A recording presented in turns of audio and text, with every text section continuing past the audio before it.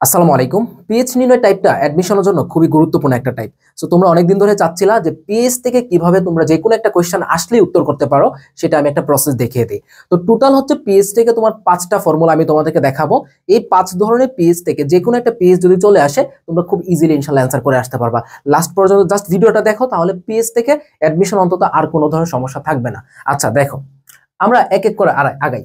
দেখো, প্রথমে যে ফর্মুলাটা আছে এটা হচ্ছে কি ফর্মুলা নাম্বার 1। এবং এই ফর্মুলা নাম্বার 1-এ আমরা প্রথমত দেখব কি একটা ঘনমাত্রা থাকবে। পিএইচ নির্ণয় করতে গেলে একটা ঘনমাত্রা থাকবে, এবং ঘনমাত্রাটা যখন কি থাকবে, এই দশমিক আকারে থাকবে, এরকম দশমিক, এরকম দশমিক, এরকম দশমিক আকারে থাকবে, তখন আমরা কিভাবে পিএইচটা নির্ণয় করব। দেখো, আমরা কি করব, সর্বপ্রথম যেটা করব, হাইড্রোজেন সংখ্যা দিয়ে গুণ করব। যেমন আমার এখানে কত দেওয়া আছে বলো তো, 0.001 মোলার। তো আমি এটাকে কি করব, 0.001। এখানে HCl হাইড্রোজেন কয়টা আছে, আমার একটা হাইড্রোজেন আছে। আমি এটাকে হাইড্রোজেন দিয়ে কি করলাম, গুণ করলাম। গুণ করার পর আমার আলটিমেটলি আসছে যে কত, 0.001। তো এই পর্যন্ত পাওয়ার পর আমার যেটা করতে হবে, দেখতে হবে দশমিকের পরে আমার 1 আছে কিনা। দশমিকের পর আমার 1 আছে কিনা। তাহলে দেখো, দশমিকের পর কিন্তু 0 দিয়ে কিন্তু 1 আছে। তার মানে যদি আমি ডিরেক্টলি 1 পাই, তাহলে আমি এটাকে এই ফর্মুলাতে ফেলতে পারবো। যেমন ধরো এখানে কত ঘরে গিয়ে 1টা আসতেছে, তাহলে প্রথম ঘর, দ্বিতীয় ঘর, তৃতীয় ঘর। তাহলে যেহেতু আমার তৃতীয় ঘরে কি 1টা আসতেছে, তো আমি বলতেই পারি কি এটার পিএইচ ইকুয়াল কত আসতেছে, আমার 3 আসতেছে। সিমিলারলি আমরা যখন এটা সলভ করব, এটার ক্ষেত্রে আমরা সেম ফর্মুলাটা ইউজ করব। তাহলে দেখো আমরা কি পারি, এখানে 0.005 ইন্টু H2, মানে কি হাইড্রোজেন 2টা। তো আমি এটা দিয়ে গুণ করার পর আমার কত পাচ্ছি, 0.01। এখন কথা হচ্ছে, আমাদের কি কথা ছিল যে আমি দশমিকের পর কি 0 দিয়ে হলেও আমি 1 পাই কিনা। তো আমি 1 পাই নাই, পেয়েছি। আচ্ছা, এখন আমি যেটা খেয়াল করব যে কত ঘরে গিয়ে 1 আছে, 1 2, দ্বিতীয় ঘরে গিয়ে 1, তার মানে কি আমার এখানে পিএইচটা কত হচ্ছে, এখানে 2 হচ্ছে। তো আশা করি তোমরা এই ফরম্যাটে পারবা।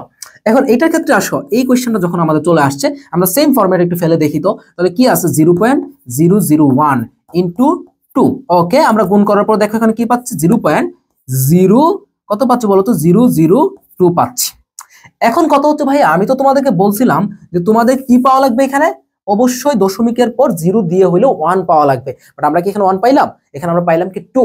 এখন এই ক্ষেত্রে আমরা আসলে কি করব, চলো আমরা, তার মানে ফর্মুলা 1 কে আমরা এই দুইটা শিখতে পারলাম। তাহলে এইরকম যদি চলে আসে যে আমি 1 পাই নাই, তখন আসলে আমি কি করব, এটা করার জন্য আমাকে নেক্সট ফর্মুলাতে যাওয়া লাগবে। এবং নেক্সট ফর্মুলাটা দেখো, আমরা এইটাই আমাদের কোয়েশ্চেন কি ছিল, এইটাই ছিল কি আগে আমাদের এই কোয়েশ্চেনটা কিন্তু ছিল।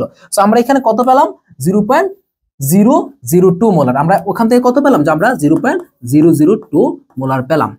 তো এই ক্ষেত্রে আমাদেরকে যেটা করতে হবে, আমাদেরকে এই সংখ্যাটাকে সাইন্টিফিক নাম্বারে নিতে হবে। তাহলে দেখো, আমরা যদি সাইন্টিফিক নাম্বারে নিই, তাহলে দেখো 1 2 3 2 ইন্টু 10, কত গড় ডানে দশমিকটা নিলাম, 3 গড় ডানে, তাই না।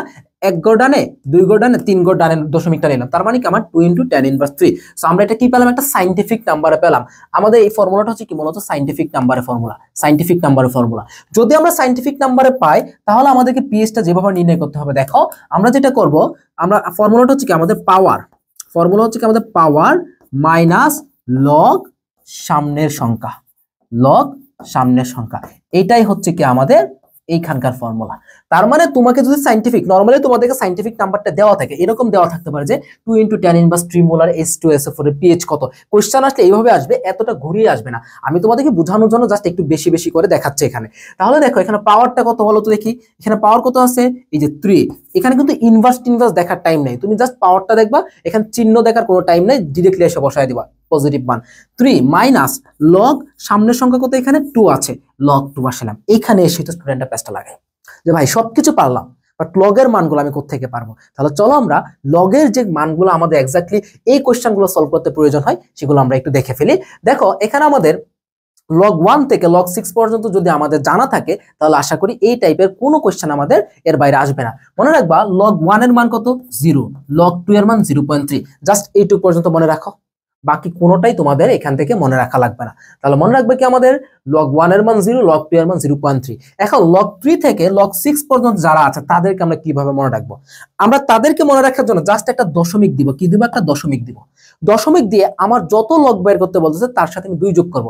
কেমন, দেখো আমাকে এখানে কি বলতেছে, লগ 3, তাহলে দশমিক দিয়ে কি করলাম, 2 যোগ করলাম, তার মানে কি 0.5। এখানে কত, লগ 4, একটা দশমিক দিলাম, দশমিক দিয়ে 2 যোগ করলাম, তাহলে কত, 0.6। এখানে কত, লগ 5, একটা দশমিক দিলাম, দশমিক দিয়ে কি করলাম 2 যোগ করলাম, কত আসছে 0.7। এখানে কত log 6, একটা দশমিক দিলাম, দশমিক দিয়ে 2 যোগ করলাম, কত আসছে 0.8। এখন তুমি যদি একদম ফিক্সড ভ্যালু ধরো তাহলে কিন্তু এগুলো সঠিক হবে না, কারণ ফিক্সড ভ্যালু হয়তো বা এখানে যেমন এটা হতে পারে কি log 3 এর মান 0.5 না 0.48 এরকম আসতেছে, বাট তোমার যেহেতু এখানে ক্যালকুলেটর ছাড়া ম্যাথ করতে হবে, সো তোমাকে এইভাবে ধরে নিয়ে করতে হবে, এবং এগুলাই ক্যালকুলেটর ছাড়া ম্যাথের জন্য এগুলো হচ্ছে 100% শিওর, বুঝছো? আচ্ছা, তো আশা করি তোমরা দশমিকের পর 2 যোগ করে তুমি জাস্ট এখানে ভ্যালুটা পাচ্ছ। এখন দেখো আমি কি বলছিলাম, log 1 এর মান 0, log 2 এর মান 0.3, জাস্ট এটা মুখস্থ রাখো। তাহলে log 2 এর মান কত আমরা 0.3, সো আমরা এখানে কি বসাইতে পারতেছি 3 - 0.3, তাহলে আমরা পিএস টা কত পাচ্ছি এখানে 2.7 কিন্তু পাচ্ছি। সো আমি যেটা বললাম যে তোমরা সায়েন্টিফিক নাম্বার যখন বের করবা তখন জাস্ট এটা মনে রাখবা যে পাওয়ার মাইনাস লগ সামনের সংখ্যা আর সাথে কি লগের মানগুলো মনে রাখবা, তাহলে আশা করি সায়েন্টিফিক নাম্বার থেকেও তোমরা যে কোনো কোশ্চেন দিলে তোমরা ইজিলি অ্যান্সার করতে পারবা। এটা ছিল কি আমাদের ফর্মুলা 2। এখন ফর্মুলা 3 এর ক্ষেত্রে চিন্তা করো, ধরো তোমাকে পিএসটা দেওয়া আছে, এখন তুমি ঘনমাত্রাটা কিভাবে নির্ণয় করবে? যেমন ধরো আমি তোমাকে দিলাম, দিয়ে বললাম যে ভাইয়া বলো তো দেখি কি বলবা বলো। আমি বললাম যে 4.3 পিএইচ ইকুয়াল 4.3 হলে HCl এর ঘনমাত্রা কত, এর ঘনমাত্রা কত, এরকম একটা কোশ্চেন ধরো চলে আসছে। যদি এগুলো সচরাচর কম আসে, বাট আমি তোমাকে দেখায় দিচ্ছি যদি আসে তুমি ইজিলি পারবা। এখন এই কাজটা করতে গেলে আমাকে যেটা করতে হবে ঠিক এইটার উল্টাটা করতে হবে। আমরা এই সায়েন্টিফিক নাম্বারের ক্ষেত্রে যেরকম এই ফরম্যাটে আসছি, এইটার ক্ষেত্রে কি এই পেছন থেকে সামনের দিকে, মানে এখান থেকে ওইদিকে যাওয়া লাগবে। এটা উপর থেকে নিচে আসছি না, আর ওইটার ক্ষেত্রে কি নিচ থেকে উপরে যাওয়া লাগবে। যেমন ধরো এখানে খেয়াল করে দেখো, তো আমরা যেটা করব প্রথম যে স্টেপটা আমাদের এখানে পিএইচ এর মানটা কত 4.3 দেওয়া আছে, আমি যেটা করব কি যত দেওয়া থাকবে পিএইচ তার পরবর্তী পূর্ণ সংখ্যাটা ধরবো, তাহলে তার পরবর্তী পূর্ণ সংখ্যা কত 5। এখন আমি যেটাকে 5 বানাইলাম, আমার এখানে 4.3 বানাইতে কত কি করতে হবে আমাকে -0.7। এখন দেখো তো যেটাই 4.3 এটাই কি 5 - 0.7 না, তো আমরা এই কাজটা জাস্ট করব যে আমাকে যে পিএইচটা দেওয়া থাকবে তার পরবর্তী পূর্ণ সংখ্যা ধরবো, ধরার পর সেখান থেকে আমি যত বৃদ্ধি করেছিলাম সেটা মাইনাস করে দিব। যেমন এখানে 0.7 বৃদ্ধি করছিলাম, এটা মাইনাস করলে আমার কি এখানে যেটা আসতেছে এখানে সেটা আসতেছে, জাস্ট এইটুক করলে আমার হয়ে যাচ্ছে। আচ্ছা, এখন আসো 5 রাখলাম, তো একটু খেয়াল করে দেখো এইটাকে কি ধরবো আমরা লগের মান ধরবো। তাহলে লগ কত এর মান 0.7, লগ 5 এর মান হচ্ছে কি 0.7, কারণ আমরা জানি কি 5 কিভাবে একটা পয়েন্ট দিয়ে 2 যোগ করলে কি 0.7 আসতেছে না, তাহলে আমরা বলতে পারতেছি কি 5 - log 5, এটুকু আমরা রাখলাম। আচ্ছা, এখন আসো আমাদের আগের সূত্রটা কি ছিল পাওয়ার মাইনাস লগ সামনের সংখ্যা, তো আমরা এখানে আমরা কি বলতে পারতেছি দেখো তো এইটা হচ্ছে কি পাওয়ার মাইনাস লগ সামনের সংখ্যা, তাহলে আমরা এখানে এটাকে কিভাবে আইডেন্টিফাই করতে পারছি, এটাকে আমরা ধরলাম কি পাওয়ার মাইনাস লগ সামনের সংখ্যা। আর কিছু কি বাকি আছে? এখন আমাদের কোশ্চেন সলভ। তাহলে পাওয়ার মাইনাস লগ সামনের সংখ্যা, সো আমরা সামনের সংখ্যা বসাইলাম ইনটু 10⁻⁵। এটাই হচ্ছে কি আমাদের এখানকার ঘনমাত্রা। সিম্পল, জাস্ট একটু বুঝলেই সিম্পল। যত দেওয়া থাকবে সেটাকে কি করব ভাঙবা পরবর্তী পূর্ণ সংখ্যার সাথে, ভাঙার পর জাস্ট এইটাকে ধরবা কি লগ, লগের মান, তো লগের কত এর মান এটা, লগ এত এর মান এটা, তখন আমরা ওই যে আগের যেটা ফরম্যাট ছিল সেই ফরম্যাটে ফেলে দেব, পাওয়ার মাইনাস লগ সামনের সংখ্যা, এই যে সামনের সংখ্যা বসাইলাম, এই যে tan ইনভার্স পাওয়ার বসাই দিলাম, শেষ। তো এটা হচ্ছে কি আমাদের এটার ঘনমাত্রা। তো আশা করি তোমাদেরকে এইভাবে ঘনমাত্রা নির্ণয় করতে দিলেও তোমরা ইজিলি অ্যান্সার করতে পারবা। তারপরে চলো এখন পিওএইচ এর ক্ষেত্রে, তো পিওএইচ টা কিভাবে নির্ণয় করবা। ধরো মনে রাখবা সবসময় অ্যাসিডের ক্ষেত্রে সবসময় আমরা নির্ণয় করি যেটা সেটা পিএইচ, মানে অ্যাসিডের ক্ষেত্রে প্রথমত আমরা যেটা নির্ণয় করি সেটা কি পিএইচ, আর ক্ষারের ক্ষেত্রে প্রথমত যেটা নির্ণয় করি সেটা হচ্ছে কি পিওএইচ। সিম্পলি চিন্তা করো, আমাকে যদি বলা হয় 0.001 মোলার সোডিয়াম হাইড্রোক্সাইড এর পিএইচ ইকুয়াল হোয়াট। আচ্ছা, তো ম্যাক্সিমাম স্টুডেন্টরা এখানে একটা ভুল করে ফেলো, সেই ভুলটা কি দেখো, তারা কি করো, হ্যাঁ এখানেও সেম কথাই, কিন্তু হাইড্রোক্সাইড কয়টা একটা, 1 দিয়ে গুণ করলে এখানে কি এটা আসতেছে, তাহলে দশমিকের কততম ঘরে গিয়ে অন আসতেছে 1 2 3, তৃতীয় ঘরে গিয়ে অন আসতেছে। তো অনেকেই মনে করে গিয়ে এটা এখানকার পিএইচ ইকুয়াল 3, বাট এইটাই কিন্তু ভুল। যেহেতু আমার এটা কি ক্ষার দেওয়া আছে, আমার যেহেতু এটা ক্ষার দেওয়া, তাহলে মনে রাখবা ক্ষারের জন্য আমরা শুরুতে যেটা নির্ণয় করি সেটা কি পিওএইচ। তাহলে আমার এখানে পিওএইচ টা কত আসতেছে বলো তো 1 2 3, পিওএইচ টা আসতেছে আমার 3। যখন আমাকে পিএইচ নির্ণয় করতে বলবো তখন আমরা যেটা করব 14 - 3 দিব, তার মানে কত আমাদের আসতেছে 11। এই কোয়েশ্চেনটা খুবই আসে, মানে এখানেই তোমার প্যাচটা লাগে বিধায় সহজ জিনিসটা, বাট এটা তোমাদেরকে বেশি দেয়, বেশি দিয়ে তোমাদেরকে এখানেই কিন্তু একটা ঝামেলা তৈরি করে ফেলে। সো তোমরা কখনো এই জিনিসগুলো ভুল করা যাবে না। এই সংক্রান্ত যে কোনো জিনিস আসলে তোমরা কি করবা, আগে যেটা নির্ণয় করবা ক্ষারের জন্য সেটা হচ্ছে কি পিওএইচ। তারপর আমরা যেটা জানি যে পিএইচ প্লাস পিওএইচ ইকুয়াল কত 14, জাস্ট এখানে বসে আমরা নর্মাল ক্যালকুলেশনের মান বের করে ফেললাম, শেষ। তাহলে বুঝতে পারছো তো? এইখানে আমি এইটাই বোঝাতে চেষ্টা করলাম যে তোমরা ক্ষারের ক্ষেত্রে যখন দেওয়া থাকবে তখন কিন্তু পিওএইচ টা নির্ণয় করো, তারপর পিএইচ টা তোমরা এই ফরম্যাটে ফেলে নির্ণয় করতে হবে। ফর্মুলা নাম্বার 4 ছিল। এখন আসো ফর্মুলা নাম্বার 5, যেটা কৃষিতে অলরেডি আসছে, মনে হয় কত 21-22 সম্ভবত আসছে। তাহলে এটা হচ্ছে কি আমাদের এরকম ক্যালকুলেশন থাকবে। হ্যাঁ দেখো, পিএইচ ইকুয়াল কি পিকেএ প্লাস লগ লবণের ঘনমাত্রা ডিভাইডেড কি অ্যাসিডের ঘনমাত্রা। আচ্ছা, তারপরে আসো pOH equal pKb plus log লবণের ঘনমাত্রা ডিভাইডেড কি ক্ষারের ঘনমাত্রা। তাহলে ক্ষারের ক্ষেত্রে পিকেবি আর অ্যাসিডের ক্ষেত্রে পিকেএ, এইটুকু জাস্ট পার্থক্য, বাকি সবকিছু মোটামুটি ঠিকঠাক। এখন তোমাদেরকে অ্যাডমিশনের জন্য মেইনলি যা দেওয়া থাকবে পিকেএ বা পিকেবি। ধরো অ্যাসিডের ক্ষেত্রে দেওয়া থাকলে পিকেএ দেওয়া থাকবে, ক্ষারের ক্ষেত্রে দেওয়া থাকলে পিকেবি দেওয়া থাকবে।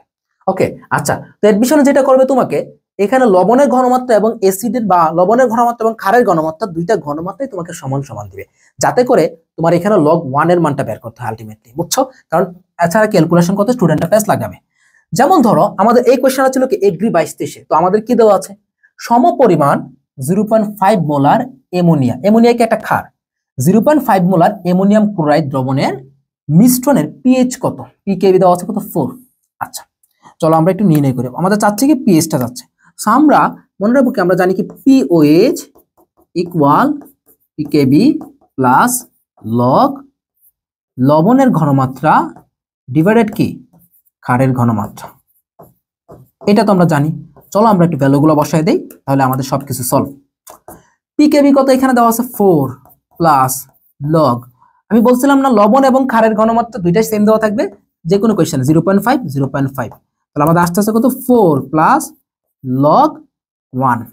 তাহলে আমরা কি জানি লগ 1 এর ভ্যালু কত 0, সো আলটিমেটলি এখানে কত পাচ্ছি 4 পাচ্ছি। সো আমরা এখান থেকে পাচ্ছি কত পিওএইচ টা পাচ্ছি কত আমরা এখানে 4। এখন আমার চাচ্ছেটা কি পিএইচ টা চাচ্ছে, সো অনেকে যেটা করবে অপশনে যদি 4 থাকে 4 টা অ্যানসার করে চলে আসে, ফাইনালটা দেখে না। সো এই সতর্কতাগুলো একটু মনে রাখবা। আমরা জানি কি পিএইচ প্লাস পিওএইচ ইকুয়াল কত 14, সো আমরা পাচ্ছি কি এখানে পিএইচ ইকুয়াল 14 মাইনাস পিওএইচ, তো আমাদের 14 মাইনাস 4 ইকুয়াল কত থাকতে আছে 10। সো আলটিমেটলি আমরা বলতে পারতেছি এখানে পিএইচটা কত পাচ্ছি আমরা এখানে 10 পাচ্ছি। সো আশা রাখি এই ধরনের, এটা এগ্রি 22-23 ছিল, যে কোনো কোয়েশ্চেন যদি তোমাদের চলে আসে তোমরা ইজিলি আনসার করতে পারবা, মানে এগুলো একদম ইজি কোয়েশ্চেন, একদম ইজি কোয়েশ্চেন।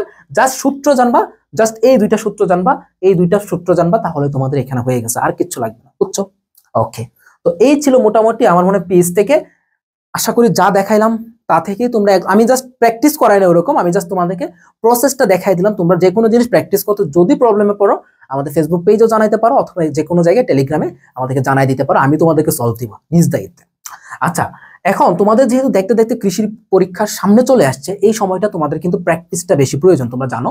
তো তোমাদের এই প্র্যাকটিসটা যাতে একদম প্রপারলি একদম কৃষি স্ট্যান্ডার্ড প্রশ্ন হয়, সেজন্য কিন্তু আমরা অসমিয়াম থেকে একটা এক্সাম ব্যাচ নিয়ে আসছি, একদম কৃষিগুচ্ছ এক্সাম ব্যাচ, যেটার প্রশ্ন তৈরি করার দায়িত্ব থাকবে যারা বিগত বছরে কৃষিতে টপ করছে। তোমরা জানো অসমিয়াম সবসময় কৃষিতে যারা টপ করে তাদেরকে নিয়ে কাজ করে, এবং অসমিয়ামে যারা টিচার থেকে শুরু করে সবাই কিন্তু মোটামুটি বাকৃবিতে পড়াশোনা করে।